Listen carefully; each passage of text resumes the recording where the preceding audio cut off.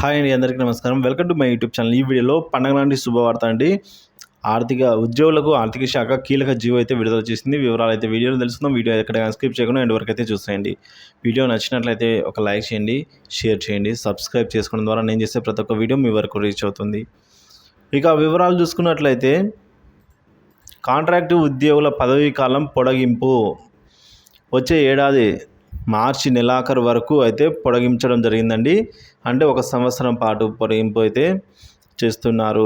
ఆర్థిక శాఖ ఈ విధంగా ఉత్తర్వులు జారీ చేసింది. రాష్ట్ర స్థాయిలో వివిధ శాఖల్లోనూ అలాగే జిల్లా స్థాయిలోని వివిధ కార్యాలయాల్లోనూ పనిచేస్తున్న కాంట్రాక్టు ఉద్యోగుల పదవీ కాలం ఏడాది పాటు పొడిగిస్తూ ఆర్థిక శాఖ ఉత్తర్వులు జారీ చేసింది.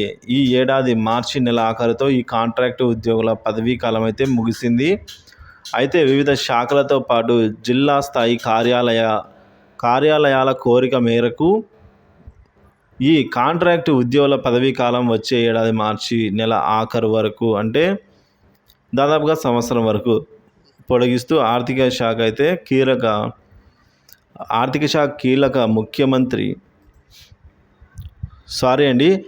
శాఖ ముఖ్య కార్యదర్శి హెచ్ఆర్ చిరంజీవి చౌదరి శుక్రవారం ఉత్తర్వులు అయితే జారీ చేశారు దీనికి సంబంధించి.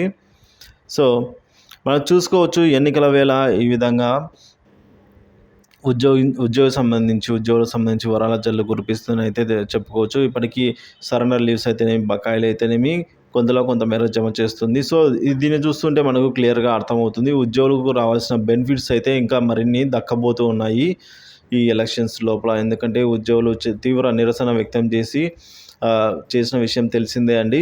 సో ధర్నాలు ఇవన్నీ కూడా